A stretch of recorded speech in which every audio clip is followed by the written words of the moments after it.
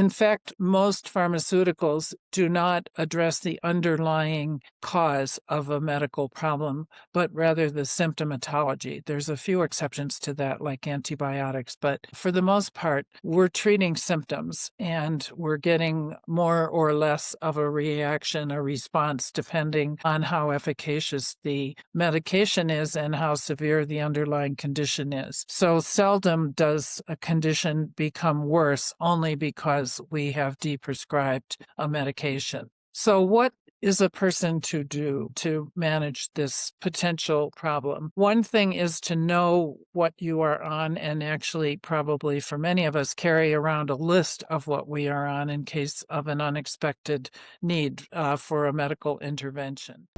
Have you made it past menopause or are you going through it now?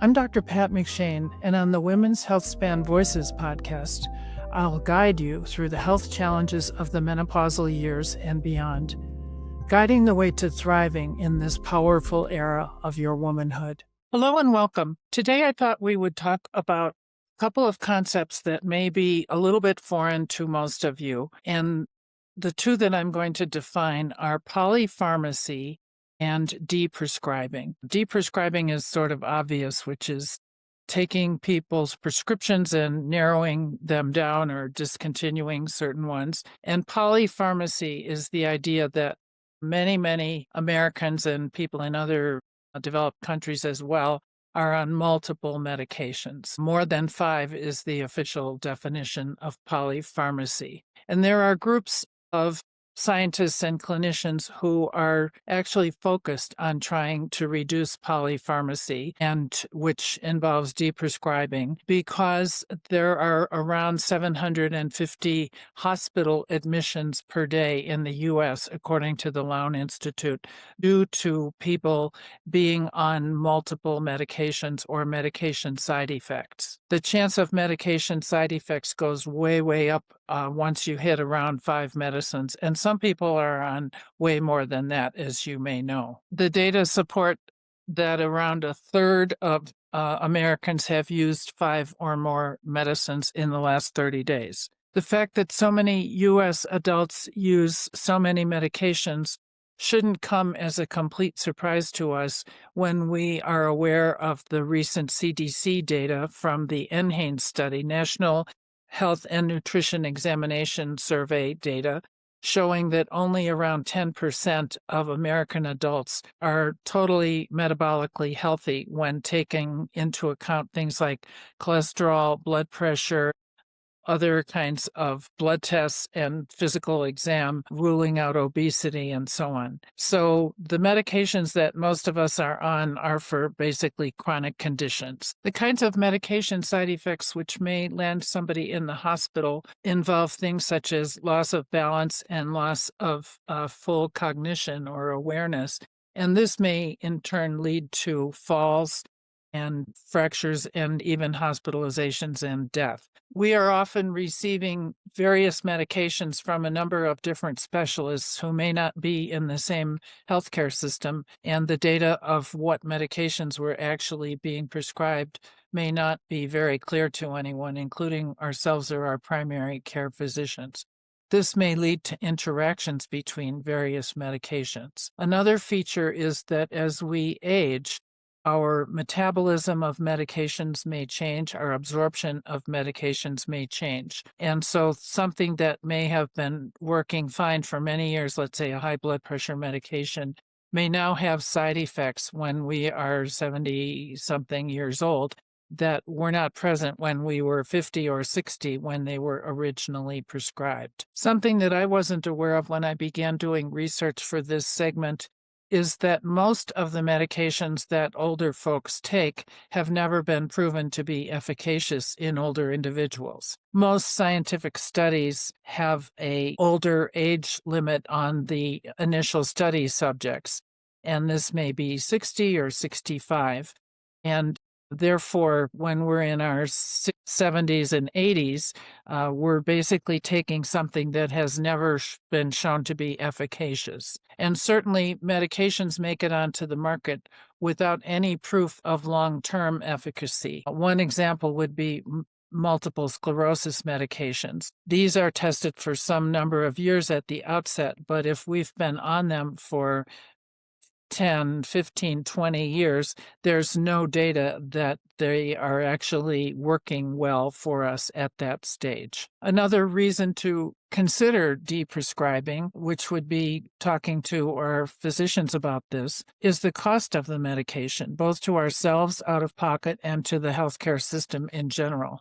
And we certainly appreciate how huge the contribution of pharmacy products is to our national healthcare expenditures. As I mentioned, there are clinical and scientific groups who are looking at this problem, and they have come up with lists of medications that are particularly worrisome and often dangerous for older individuals. I was quite surprised when I read through this list, and I'll put a reference to some of these lists from this organization in the show notes below, but they include things such as antihistamines, anticoagulants, antibiotics, antidepressants, antipsychotics, digoxin, benzodiazepines, which includes Valium, proton pump inhibitors, which is many of the antacid medications that people are taking, anti-diabetic medications, muscle relaxants, and NSAIDs, non-steroidal anti-inflammatory drugs. So this is a very, very long list, and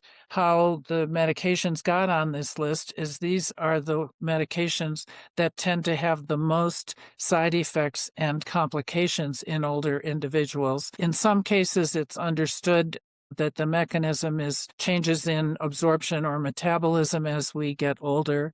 In some cases, it's just basically somewhat of a concern for all ages, but as we get older, it just seems to have a higher incidence of the same side effects or complications that have been noted in younger individuals. The idea here is that if you are on one of these medications or are about to be prescribed one of these medications, that you might talk with your physician about alternatives and say, what's the story here? Is there something else I can be taking? Can I lower the dose? Sometimes that's enough. Or if I drop one of my medications, will that make this other medication less likely to cause side effects and complications? Often medications that are on this list are really the only alternative for some people, and then there's really nothing much we can do about it. Again, when I looked through this material initially, I was a little bit surprised to find how clinicians find it difficult to deprescribe with their patients. And there are probably many, many reasons why this may be the case. I'm going to read a quotation from one of the study groups about this subject. Prescribers could be choosing the path of least resistance because of system-level barriers such as healthcare system fragmentation, deference to colleagues' clinical decision-making, time required to coordinate care with other clinicians, and adequate time for shared decision-making with patients, end quote. And just to break that down a little bit, if something was prescribed 10 years ago by an eye doctor, and for whatever reason, the woman is still on that, myself as her gynecologist may not be inclined to discontinue it, even though the original condition has long passed. The patient may be very concerned about discontinuing something, saying, well, that was terrible when that happened, and I'm afraid if I stop taking it, my condition will come back. In fact, most pharmaceuticals do not address the underlying cause of a medical problem, but rather the symptomatology. There's a few exceptions to that, like antibiotics, but for the most part, we're treating symptoms and we're getting more or less of a reaction, a response, depending on how efficacious the medication is and how severe the underlying condition is. So seldom does a condition become worse only because we have deprescribed a medication. So what is a person to do to manage this potential problem? One thing is to know what you are on, and actually probably for many of us carry around a list of what we are on in case of an unexpected need for a medical intervention. And that would include prescription medications, supplements that we are taking, and then over-the-counter medications that may also have important side effects or interactions with other medications we're taking. When we are seeing a clinician for an issue and there's a chance of a prescription being written for it, knowing all of our medications that we're already on is important. And then discussing with the doc perhaps that is this a medication that's particularly high risk for an older individual? If there is such a medication about to be prescribed, there might be alternatives. One option is if your medication is on the list of suspects that might cause more risk of side effects, one might narrow down the time that it is being taken to the time of most need. So you might not be taking something 24/7, but rather only when you're going outside and you're not going to have access to a bathroom or those kinds of considerations. Insomnia would be another good example of something that might be approached with a lower risk medication or with a totally alternative option, such as various things that can be done to reduce your risk of sleep problems. Sometimes acupuncture, physical therapy,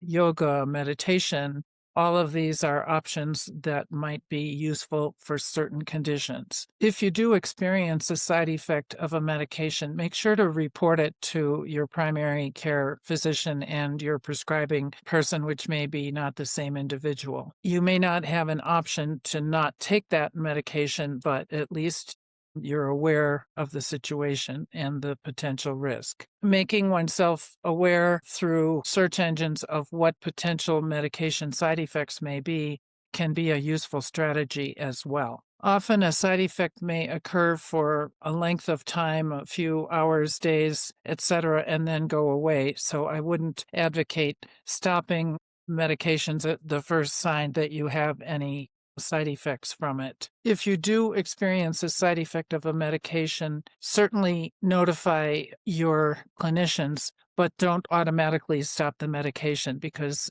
some medications are not good to stop without a tapering schedule, and in some cases there's really no alternative to the medication, and you might have a way to manage the side effect. So I hope today I've given you some things to think about if you're one of the third of older Americans who are on 5 or more prescription medications. If this is the kind of information that you find useful and interesting, I would like you to like and subscribe. Thanks so much for being here with me, and I hope to see you again soon. Thank you. Thanks for listening to the Women's Health Span Voices podcast. If today's episode spoke to you, follow the show and share it with a friend ready to take charge of her health. And please leave a review. It helps more women find us.